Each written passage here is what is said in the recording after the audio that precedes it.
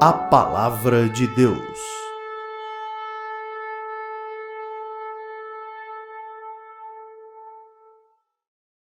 Nós separamos um trechinho aqui hoje da Palavra de Deus.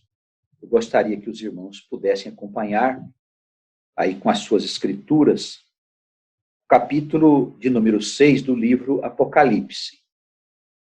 Nós sabemos que esta profecia, ela tem um significado importantíssimo para nós, que somos o povo de Deus, porque ela fala do término do ciclo que atualmente nós estamos vivendo, para que seja estabelecido um novo ciclo, um novo tempo, uma nova forma de viver para a humanidade, que não passará mais.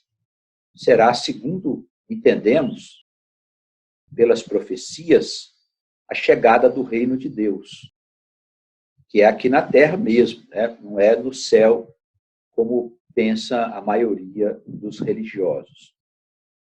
Nós encontramos nas Escrituras Sagradas fartos argumentos, tanto no Antigo Testamento quanto no Novo, que tratam da chegada do reino, do estabelecimento de uma nova forma de viver para esta humanidade, para os países, para as nações do mundo. Certamente haverá um novo tempo, uma nova era, e com certeza o pensamento dominante será o pensamento do Deus de Israel. Nós sabemos que o povo de Deus, o Israel bíblico, ele vem sendo preparado desde os tempos antigos, desde a antiguidade. Ele vem sendo preparado por Deus para que ele venha desempenhar esta importante missão de orientar as nações do mundo nos rumos que elas precisam seguir, tendo em vista o estabelecimento da civilização, conforme significa esse nome, porque hoje nós vivemos num mundo semi-civilizado, onde predomina o mal. Há uma tensão constante entre aqueles que se esforçam para praticar o bem e aqueles que se comprazem no mal. Isso tem trazido para o mundo situações de sofrimento, tanto no nível pessoal quanto familiar, como das nações do mundo. Sofrimentos nós temos visto em grande quantidade. Isso precisa acabar, precisa cessar. E não é tentando transformar o que o homem fez, mas é deixando que as obras dos homens possam morrer por si mesmas, porque elas trazem em si a própria destruição. Elas não foram construídas, segundo as palavras de Jesus, em cima de um alicerce sólido, de um alicerce firme. Por isso, essa casa do homem, que foi edificada sobre um terreno incerto, sobre a areia, ela vai aos poucos desmoronando. Nós vamos assistir agora, com a chegada dos tempos, a queda desse grande império construído pelos homens. O capítulo 6 do livro Apocalipse, nós não vamos fazer aqui uma interpretação profunda, mas ajudar os irmãos a entender o que se passa com a profecia, porque muita gente lê apenas a letra e deixa de entender o espírito. Nós temos que nos apegar firmemente ao sentido espiritual, verdadeiro dos escritos. Não podemos manter aí uma interpretação literal apenas, porque certamente nós vamos entender de modo equivocado. E há um espírito de entendimento. Aqueles que quiserem compreender os acontecimentos, Deus vai favorecer o entendimento para essas pessoas. O capítulo 6 do livro Apocalipse, ele trata da abertura dos 6 primeiros selos. Nós sabemos que o Filho de Deus, ele teria recebido um livro, um rolo de livros, né, contendo 7 selos. E esses selos teriam que ser desatados. Esses selos também significariam etapas que, sendo desatadas, iriam impulsionar o mundo rumo à sua libertação. Libertação em que sentido? O mundo precisa deixar de seguir no caminho da ignorância, ou seja, pensamento dos próprios homens para poder encontrar o conhecimento universal, que é o conhecimento da eternidade. Sabendo estas coisas, os homens poderão edificar o futuro. Com certeza, ele nunca mais correrá o risco de não existir. Porque, pela vontade dos homens, ele poderá mesmo não existir, se deixar o homem fazer conforme ele pretende. Então, esse Cordeiro de Deus aqui, que trata logo no primeiro versículo, é o Messias, é o nosso Cristo, é o Adonai dos judeus, é o mesmo Senhor. Essa confusão que existe entre judeu e cristão não passa de pontos de vista religiosos. Mais nada, tudo é confusão de homens. Na verdade, existe um povo só, um Senhor só, que está trabalhando para a libertação definitiva do mundo. E se nós somos o povo de Deus, nós sentimos esse chamado, nós precisamos entender que um dia esse povo será reunido numa grande nação. Com certeza, nós vamos participar dessa nação, não importa se somos cristãos ou se somos judeus. Do mesmo modo, sabemos que não há entre os judeus o critério de que todos eles seriam filhos do Altíssimo.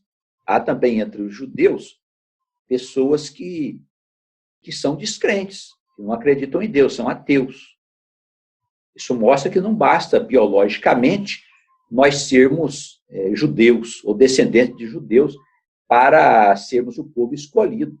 Com certeza, nós temos que entender que os laços da alma com Deus se faz no coração, é na intimidade da alma que se estabelece essa descendência do povo escolhido.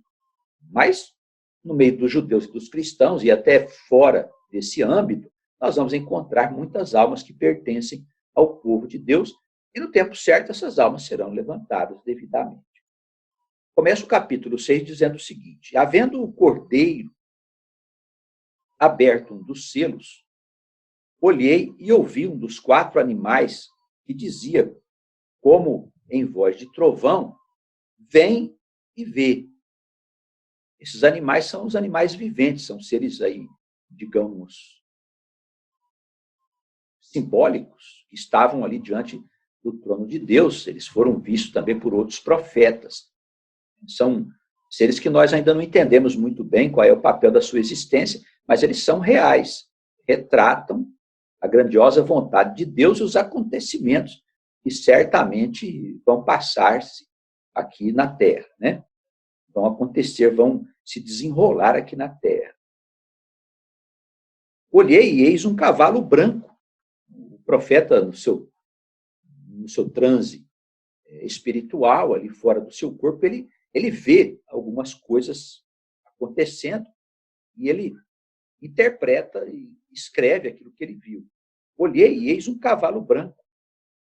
E o que estava sentado sobre ele tinha um arco, e foi-lhe dada uma coroa, e saiu vitorioso para vencer. Então, nós estamos vendo aí uma etapa que iniciou-se, num ponto de vista mais simples de entender, uma vinda do Messias ao mundo, uma descida do Cristo ao nosso planeta, para que ele pudesse iniciar o processo de redenção da humanidade, de libertação da humanidade. Redenção do quê? Da ignorância do mundo, da falta de saber, de conhecimento. O homem não sabe de onde vem, o que ele faz, nem para onde vai, não tem noção de nada. Vive de qualquer jeito, vive por viver. Claro que a vida se torna uma experiência desagradável, evidentemente. Porque o homem não sabendo quem é, ele sai tentando viver de qualquer jeito. E aí ele faz coisas equivocadas, ele prejudica as outras pessoas. E vão vivendo como podem viver. O mundo precisa, no dizer das Escrituras, de se encher do conhecimento do Senhor. Precisa se encher da sabedoria divina, do conhecimento universal. Saber quem é o homem tem uma alma, que essa alma é eterna, que ela vive continuamente na terra, trabalhando para a edificação do futuro. Isso não é difícil da gente entender, basta sair um pouco do universo da teologia tradicional, que não sabe quase nada das coisas eternas, para entrar num outro mundo, no mundo da sabedoria. Com certeza, esse mundo existe há muito tempo. A sabedoria divina, a ciência de Deus, ela já está sendo revelada ao mundo há muito tempo atrás, com certeza. E os sábios, eles têm conhecimento disso, né? Mas as religiões não têm esse conhecimento. Então, o homem, aquele que está sobre o cavalo branco, é o Senhor. A teologia, nos seus arroubos interpretativos, colocaram como se fosse um demônio que estaria sobre o cavalo branco. É claro que não é. Nós estamos falando aqui do Cristo, aquele que saiu para vencer, é o vencedor. Havendo aberto o segundo selo, ouvi o segundo animal dizendo: vem e vê. Saiu outro cavalo, um cavalo vermelho. E ao que estava sentado sobre ele, foi dado que tirasse a paz da terra e que se matassem uns aos outros, e foi-lhe dada uma grande espada. Então, o cavalo aqui é um simbolismo, a linguagem apocalíptica é figurativa, não é uma coisa real. É como se nós víssemos mesmo um cavalo. O cavalo representa a força. Naquela época, era o que tinha mais força, era o cavalo. Usado para o trabalho, usado para a guerra. Então, a sua figura representa um grande poder. Os irmãos não entendem aí os carros. Quanto mais cavalos de força tem o motor, mais potente é o carro, não é? Mais corre mais e tal. Então, é uma unidade utilizada para mostrar força. Então, o cavalo aqui representa isso. O cavalo, esse cavalo vermelho, é um poder que foi dado aos homens, né, na terra, para que tirassem a paz uns dos outros. Ué, ora, o que é aí que tira a paz uns dos outros? A guerra. As guerras que nós vemos acontecer no mundo, sendo promovidas, inclusive, pelas grandes potências. Né? Nós sabemos por quê. A título de justiça, mas no fundo de tudo está a produção de armas, o comércio de armas. Um comércio vergonhoso de armas, que ninguém impede, porque são os grandes, os poderosos, que fazem essas armas. Que promovem guerras e matam muita gente. E eles não são julgados por nada, mas serão julgados por Deus. Então, esse vetor é um poder destrutivo que está na Terra. Desde sempre esteve.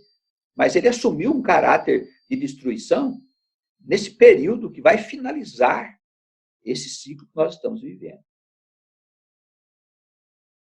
Um terceiro selo, segundo o versículo 5, você pode acompanhar comigo, um terceiro selo foi aberto. E havia um cavalo preto, né? O terceiro animal vem e mostra para o profeta um cavalo preto. E aquele que estava sobre o cavalo tinha uma balança na mão. E olha o que ele fala, né? Ouvi uma voz no meio dos 4 animais que dizia: uma medida de trigo por um dinheiro e 3 medidas de cevada por um dinheiro. Não danifiques o azeite e o vinho. Ora, nós estamos diante do comércio. O que é o cavalo? É um componente importantíssimo para a vida, que é o comércio, que foi descoberto há muito tempo atrás e que foi se aperfeiçoando até chegar na situação que hoje nós vivemos, com o mundo sem saber o que fazer, a não ser vender, comprar, produzir, consumir.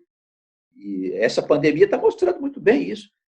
Se parar esse mecanismo de compra, venda e consumo, a vida se desfaz. Estamos escravos desse grande poder. Né? Ele assume também, logo mais adiante, segundo o Apocalipse, ele assume ali a posição da besta da terra, que a pessoa não pode comprar e vender se não tiver uma numeração. Né? Quem vê pensa que nós estamos, assim, falando de uma coisa desconhecida, misteriosa. Não é nada. O Apocalipse retrata a história da humanidade, dos homens, dos acontecimentos que vão se passar em face dos equívocos dos homens, dos seus abusos e do seu desrespeito a Deus. É isso que vai acontecer. Então, não é difícil a gente entender a profecia. Basta não inventar moda, né, como os teólogos inventam aí, querendo ver coisa onde não existe. Mas nós podemos entender agora a profecia porque está sendo revelada, não só a mim, mas a outros homens também. Estão recebendo a revelação a respeito do significado da profecia. Em breve nós vamos publicar um livro que traz como se fosse um rascunho do Apocalipse. Interpretação versículo a versículo. É um ponto de vista bem diferente do ponto de vista religioso. Os irmãos poderão ter oportunidade de conhecer esse livro. de saber, versículo a versículo, o que ele significa. Ou seja, o que pode significar. Porque por isso nós chamamos de rascunho do Apocalipse. Porque é uma interpretação possível. Mas a interpretação real, ela se fará antes do fim dos tempos. Com toda certeza, virão profetas, homens de Deus, irão nos revelar todas essas coisas com clareza. Então, esse comércio, né, que existe no mundo, que acabou sendo agora a vida de todos nós, ele é um componente, não é um componente bom. Todo mundo, mas é bonito, maravilhoso, não, tudo bem, só que não danifique meu produto, quer dizer, o que me interessa é o lucro, o que me interessa é o meu dinheiro. Você pode comprar, custa tanto, mas você não prejudique aquilo que é meu. Veja só, é esse espírito. Se a gente vê hoje os banqueiros e os ricos dando dinheiro para poder ajudar a pandemia, porque eles sabem que a doença vai destruir a base da sociedade, a base da vida, os homens, eles são, na verdade, o produto que o comércio vive deles. Os homens são os que consomem. Se eles morrem na pandemia, se há um desajuste muito grande, se demorar muito tempo para que a vida volte a acontecer, certamente eles não vão saber como sobreviver. É a morte do sistema. Por isso que eles estão colocando dinheiro, as grandes empresas, os grandes bancos, os ricos, os governos, porque eles sabem que se não colocar dinheiro no sistema de compra e venda, de produção e consumo, a vida vai ser extinta na face da Terra. Com certeza, nós vamos voltar à barbárie. Bem, então é um componente significativo. Depois é aberto o quarto selo, versículo 7. Aí o animal, o quarto selo é mostrado pelo quarto animal. E eu olhei, diz o profeta, eis um cavalo amarelo, e o que estava sentado sobre ele tinha por nome morte. As pessoas acham que a morte do corpo não é nada. A morte problemática é a morte da alma. É quando a alma está destituída da comunhão com Deus. Ou seja, a alma sendo eterna, quando houve o processo criativo, ela rompeu a sua eternidade com Deus. E ela então cai na experiência evolutiva, iniciando o processo, juntamente com o universo, de aperfeiçoamento, porque o universo é a obra de Deus, onde a alma vai morar. Né? Com o tempo, ela atingirá um estado de liberdade, de entendimento, e vai ser habitante da criação. A alma, assim como todos nós somos almas eternas. Nascemos há muito tempo atrás. Quando o universo foi criado, as nossas almas foram geradas. Elas não são geradas no ventre da mãe, como pensa aí os religiosos tradicionais. Isso é um erro absurdo, que levou a muitos outros equívocos interpretativos. Por isso a teologia, ela vive fora da realidade, ela não sabe o que vai acontecer, os teólogos serão surpreendidos. Iguais os pastores, e eles também foram surpreendidos com a pandemia. Os pastores viviam aí fazendo discursos salvacionistas, iam voar para o céu e tal, e serem arrebatados e tudo mais. A morte veio agora bater na porta da casa de todo mundo. Isso aí foi uma surpresa para eles. Então, todos os pastores estão assim, o que será que está acontecendo e tal? Eles não sabem. E pior, não vão saber das demais coisas que vão acontecer. Vão acontecer muitas coisas loucas no mundo. Piores que essa pandemia que está aí, viu, do coronavírus. Muito pior, eles não vão saber o que vai acontecer. Então, precisamos sair desse entendimento teológico e entrar num outro entendimento. A morte, na verdade, é um estado de espírito. Se a alma não está em sintonia com Deus, ela está morta, mesmo a pessoa estando viva. Quando morrer o seu corpo, a alma vai para uma região chamada morte, onde ali ela fica perdida por um longo tempo. Os católicos chamaram isso de purgatório. Tem outras denominações, umbral e tal, mas é tudo a morte segundo as escrituras sagradas. Ela é um componente, porque influencia a conduta do homem. As almas que estão mortas, elas exercem uma influência na conduta das pessoas que vivem aqui na carne. Tanto a morte quanto as regiões do inferno. São as regiões onde as almas que vivem ali são almas revoltadas contra Deus. O assunto, evidentemente, é profundo, mas é um componente que influencia o comportamento do ser humano. Não é possível as pessoas acharem que alguém que comete sandices está sob a influência de um espírito bom, de um espírito de Deus. Está sob a influência de um espírito de morte ou de um espírito dos infernos, um espírito maligno, conforme diz a linguagem das escrituras sagradas. Então, a morte, ela vai aos poucos entrando no mundo. Ela já está no mundo há muito tempo. Ela imperava no mundo até Moisés, segundo as Escrituras, né? Com a chegada das instruções de Deus ao grande profeta Moisés, ao legislador Moisés, o homem começou, então, a ter oportunidade de encontrar salvação para a sua alma, de encontrar a luz da sabedoria, de encontrar o caminho da sua divindade. Por isso a morte deixou de imperar, mas ela continua exercendo grande poder sobre o mundo. E atrás dela segue o inferno, segundo a palavra. Eu olhei, eis um cavalo amarelo, e o que estava sentado sobre ele tinha por nome Morte. E o inferno o seguia, vinha logo depois. E foi-lhes dado poder para matar a quarta parte da terra. Olha só, vai gerar muito transtorno. Com espada, que são guerras, com fome, né? Já tem vários lugares no mundo que tem fome. É que isso não é noticiado, né, irmãos? Porque o consumidor não pode ficar triste. Então, eles não noticiam notícias terríveis. É igual ao suicídio. Aumentou demais, o suicídio. E eles não falam de nada. Quando eles falam, usam estatísticas mais antigas para não assustar as pessoas. Mas já 10 anos atrás, você tinha aí uma estatística que falava de uma pessoa que se matava a cada 40 segundos no mundo.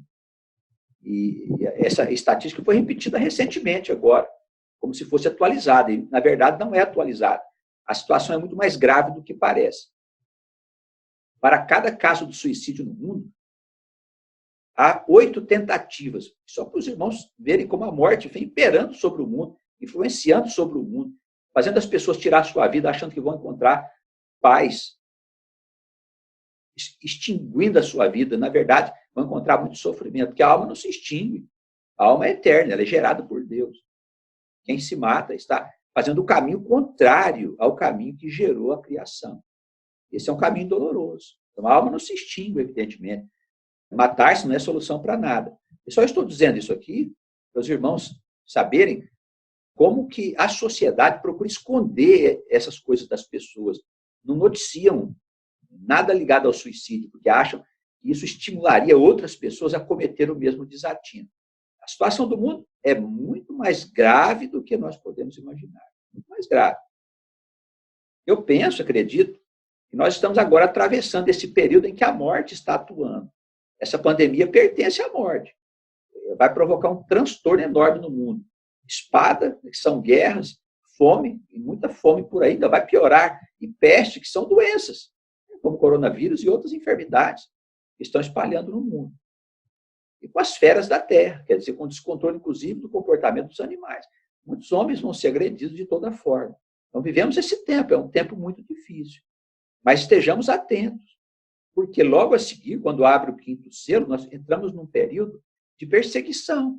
As almas dos que foram mortos por causa da palavra de Deus clamam a Deus, olha o versículo 9, perguntando, até quando, Senhor? Versículo 9 e 10, versículos 9 e 10. Até quando, ó Senhor, demorarás para julgar e vingar o nosso sangue daqueles que habitam na terra? E foram dadas a cada um compridas vestes brancas. E foi dita para essas pessoas que repousassem, ainda por um certo tempo. Ele está falando aqui de almas, da história da humanidade. Não está falando aqui de coisas físicas, mas de coisas representativas, daqueles que, ao longo da história, foram mortos por causa da palavra de Deus, por causa da verdade, por causa da justiça, e muitos foram injustiçados. Nós sabemos disso não só no campo religioso, irmãos, em vários outros campos da vida. As injustiças, todas elas, são muito bem anotadas por Deus, pelo Criador. Claro que ele não é um homem, Deus é espírito, é algo além da imaginação do ser humano. Mas ele sabe de tudo o que se passa. Então, as injustiças, elas serão, evidentemente, cobradas dos injustos, que são os homens maus.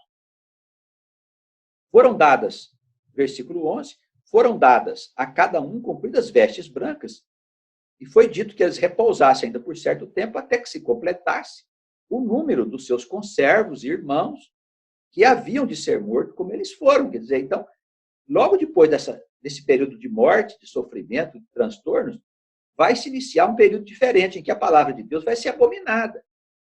E que aí sim o povo de Deus vai ser mal visto. Nós sabemos por quê, porque vai haver um problema. O mundo vai tentar se organizar de uma outra forma, onde ele vai querer colocar um código nas pessoas. Não sei se é com chip, cartão de crédito, sei lá, seja do jeito que for. Mas isso é muito claro quando a profecia trata das bestas. A besta do mar e a besta da terra. A besta da terra é um sistema de compra e venda. Quem não tiver essa numeração, não vai comprar e nem vender. Não se sabe se vai acontecer no mundo inteiro, se vai ser apenas nos países mais desenvolvidos, ou se vai alcançar também os países emergentes, como é o nosso caso do Brasil. Mas quem viver, verá. É um tempo que nós vamos começar a ser mal vistos quando nós não permitirmos que nós sejamos numerados. Então, vai ser um tempo complicado, eu penso que sim. Né? Começaremos a ser mal vistos e até perseguidos como inimigos desse sistema que vai ser criado logo após essa grande desorganização que nós estamos vendo acontecer no mundo atualmente. Com todos os países tomando consciência de que o sistema que eles criaram era nada.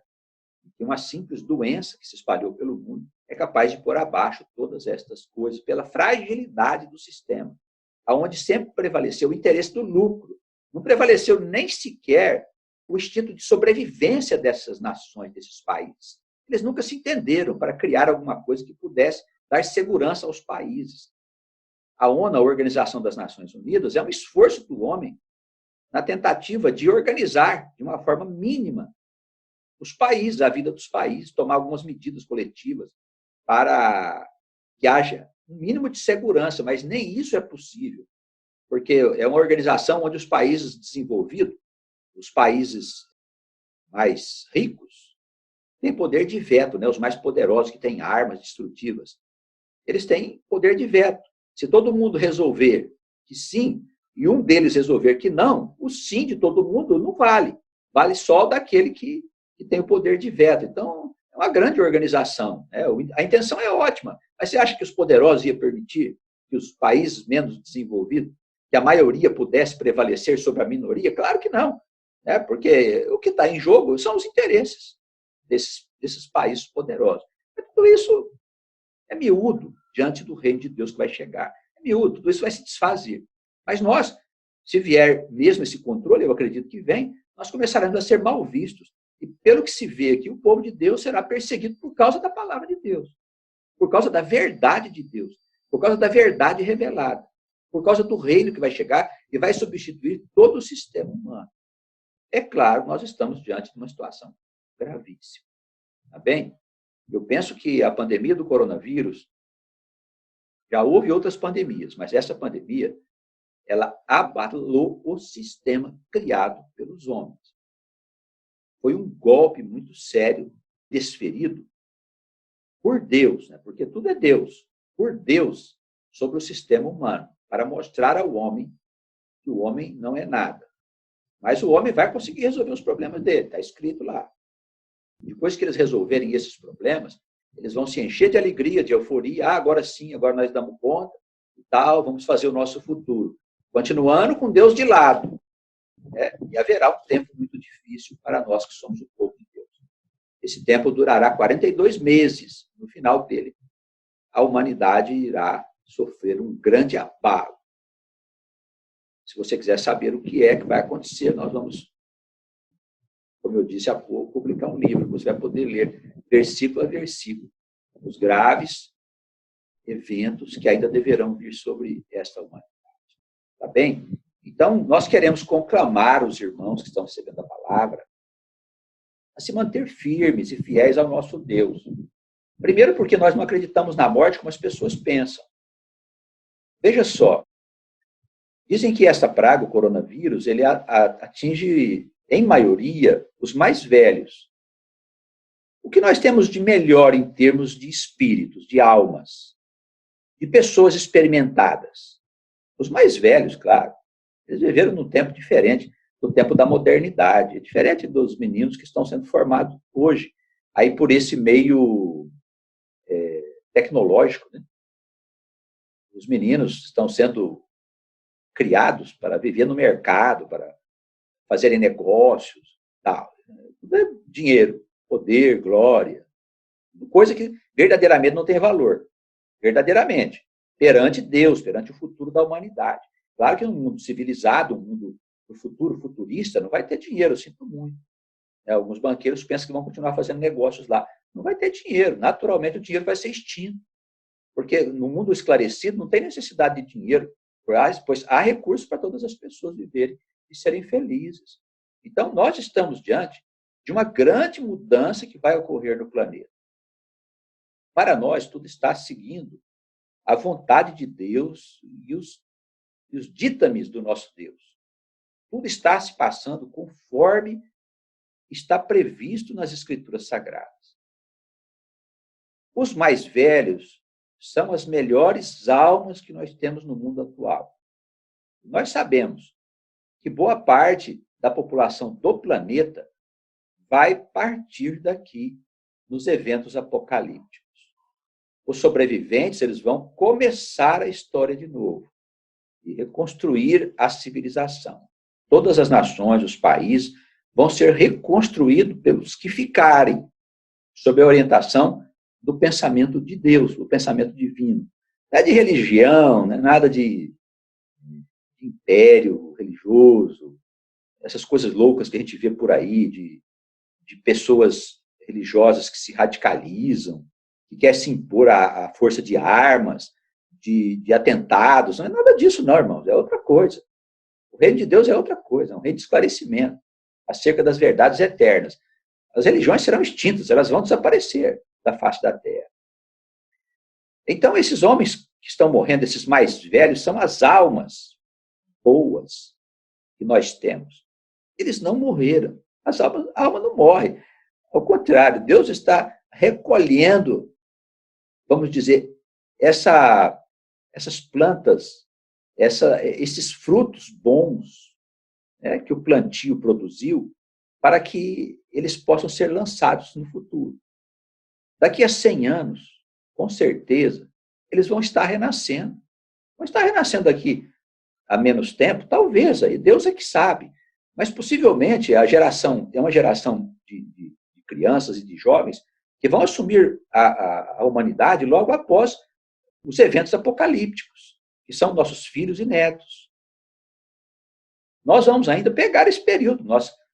Isso deve acontecer nos próximos anos. Não pense que vai demorar 50 anos, 100 anos para acontecer o fim do mundo, não. Nós estamos nos aproximando desse período.